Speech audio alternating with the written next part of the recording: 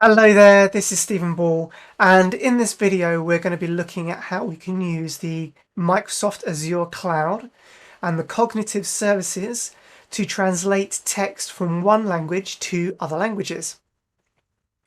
Now, the Azure Translation Services have improved an awful lot since I last reviewed them and did an example about 5 or 6 years ago. And we've updated this sample now to use the latest JSON APIs and to have the ability to translate between multiple languages as well. So let's get straight in and show you how to get hold of the source code that we're going to be looking at to put straight into your applications and to be able to call these in a very rad manner very quickly. So the first thing you're going to need is you're going to need these examples from GitHub. So if you come to my GitHub account at github.com/delphiable, there you'll be able to find the Azure-Cognitive-Services example. And in here, there's the source, which has all the units that form the cognitive services that I've wrapped up for you to use. And then also there's a sample here which shows you how to use those in a nice way. It frames working with each specific API call so you can see how to work with them. So the homepage here gives you a quick overview of what's included, but also tells you about the prerequisites. And the main thing here is that you need to have an Azure portal account. From there, you'll be able to get your key that you can use to authenticate against your instances that you've got running. And now there's a nice free tier to get you started, which is great for developing on, and even for very small kind of deployment use. But if you come in here to the portal.azure.com, you will need to then create a resource, and I've got one here for the translator. I've also got one here for the speech services. The different parts of the cognitive services have different instances that you need to set up and use. So let's go on to the demo instance here for translator. Demo instance is just what I've called mine. Now, on the portal, you'll be able to find your keys and endpoints. Under your keys and endpoints, you will need to copy either your first or second key. They're just there so you can use different keys for different applications, I think. You can regenerate the keys, so if you're worried that you've lost it, then you can just reset them. But you need to make a note of your region and your key. Between those two, that will then control access into the endpoints. So with those, let's jump over to Rad Studio, where I've already downloaded the sample from GitHub. And here I've got the files downloaded. So what we can do now is, well, let's actually go ahead and run the application, and then we'll have a quick look at the code underneath.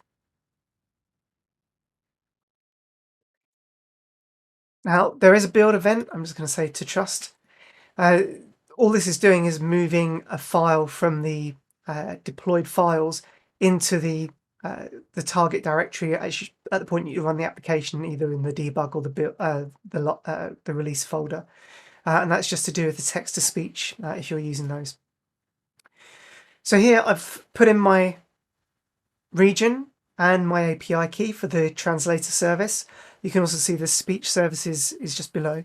And once you put those in, I'd recommend hitting the save button. That will just save that config locally to save you having to put it in every time. And it'll automatically load at the point you run the application if the file, the ini file that it puts it into is there. So let's have a quick look at the translator here. Now I've just got a sample of hello, and let's go ahead and put that into Spanish. And you can see here there's a whole list of different languages that you can go ahead and pick from. They're not always in order at the moment, something we might try and get fixed. But you can see there's an awful lot of languages all the way through here that you can choose from. And I'm also having a quick look, see if I can find Italian. There we are. Let's try Italian. So we're just going to translate hello from English into Spanish, and you can see here there's the original translation has been picked up as English with a competency score of 1, and then it's translated into Spanish and Italian. It's given me the language code and the details back.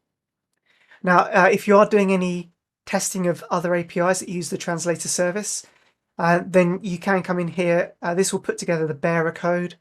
There's different ways to do the authentication. These components use the bearer code that you get from sending a pre-authorization call. And that saves you having to send the authorization every time, and that bearer automatically refresh as it needs to. There's some quite smart stuff built into the components there. So that's really nice and easy. Another service that uses the translation API is the dictionary one here.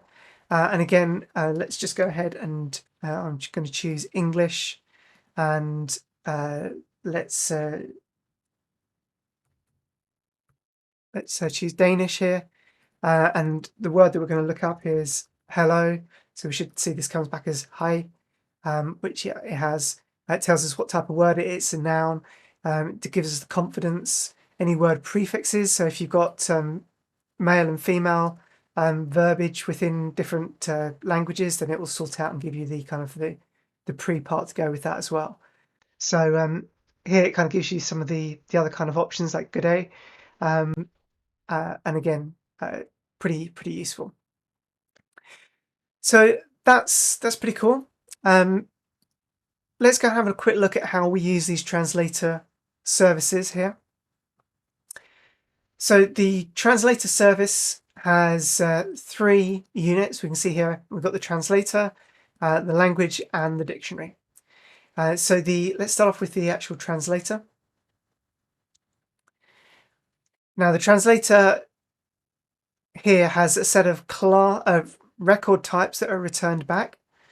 So we've got the translated text with the language and the text, and then we've got the translated result. So this is the response, the original text, the original language score, and the translated texts. And this is an array of text here. So again, this is kind of providing back out the response to the request that's been sent in.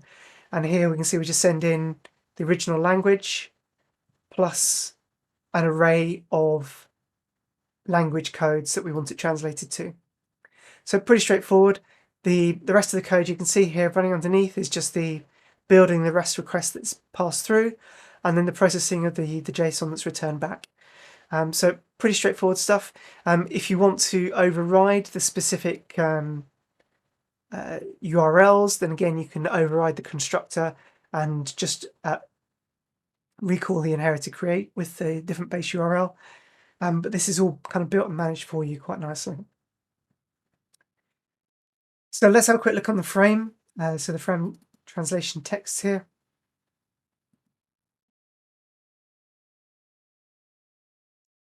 So here we have the button click, which is doing most of the work.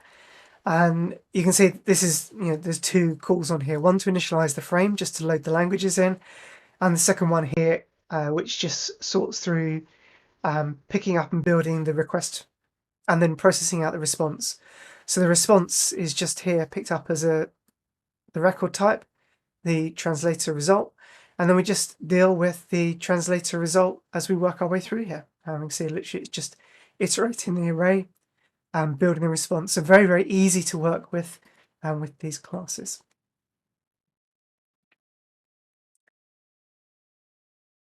The dictionary, again, similar kind of concept here, where we have the core base translation class that's been wrapped up to give us the transport, and this manages all the authentication, should we say.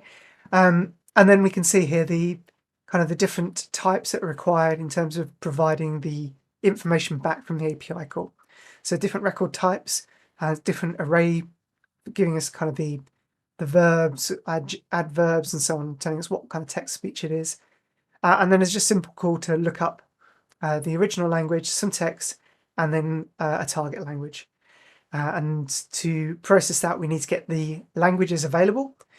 So under the languages section here, we're able to create an instance of an Azure Translator language or languages, and we also have the dictionary scope here, and the scope provides us back for a specific language ID an array of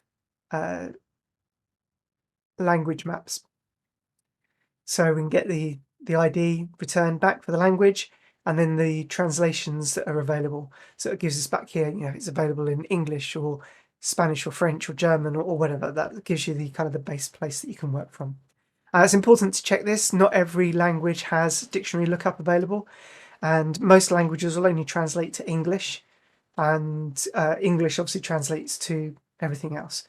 So the dictionary scope is still growing, but this API at least gives you the pragmatic way to find out exactly what's what and where on those. And again, there's a frame dictionary here, which makes it very, very easy to pick up and use this. The initialization just sets up the language into the scope, and then when you change the selected dictionary, it then uses the language code for the selected language to find the dictionary ID, and it then just kind of loops through and loads up the available options for you to select the translation from. So that provides you the kind of the base and then the detail, and then here when you click the button, it's then able to run through and then just iterate through the array and the array of the arrays for providing back the details about the resulting text and the confidence of it and so on. So I hope that's a quick introduction to the language API. I'll do another one specifically looking at the speech to text and the speech services, but happy coding, and don't forget to pop over to GitHub to get hold of the latest Azure Cognitive Services version of these files. Happy coding!